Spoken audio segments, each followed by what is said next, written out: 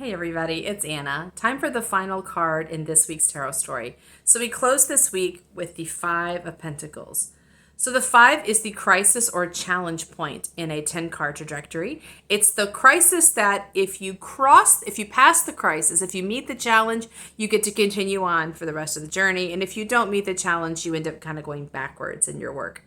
So Pentacles are connected to the physical realms. They're about money and jobs and hobbies, as well as physical wellness and vitality. So you can see in the image, it definitely is a crisis point for vitality and abundance, right? These guys are impoverished. They're in rags. One of them has a crutch and they're walking through snow. I mean, they are really, you can feel the heaviness in the image, right? The idea that they're just kind of pushing themselves on, I guess, just, trying to persevere, right? But as I always like to point out, in the background, we've got this stained glass window, which implies that they're walking by a church. And that means they are passing a sanctuary where they can get food and rest and support, right?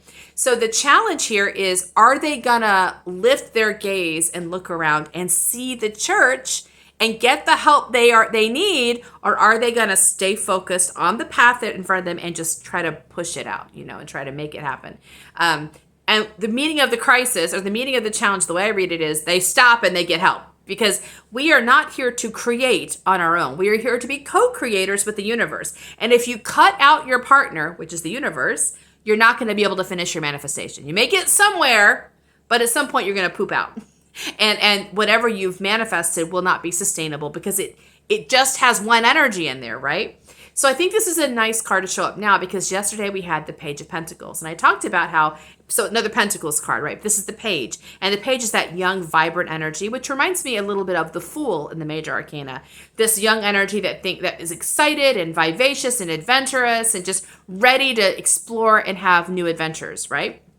And that's great, because youthful energy is really powerful and vivacious, but it's also a bit unschooled. And youthful energy can think that it is so full of vim and vigor that it can go on by itself. It doesn't need any help, doesn't need any support. It can just go on forever. And this card shows up to say, well, don't forget, you're not by yourself. And not only do you not have to be by yourself, you don't want to be by yourself. Like, there is so much more magic possible if you can stop making it just about you and broaden your horizons. Look around you. You are magical, right? But so there's magic all around you as well. And there's so much more possible if you will see all the magic that's around you. There are people around you who are brimming with magic. There are places around you brimming with magic. So, how much better, how much more interesting and more beautiful would your path look like, and how much more impressive a thing could you manifest, and more lasting thing could you manifest, if you allow yourself to open up to this support.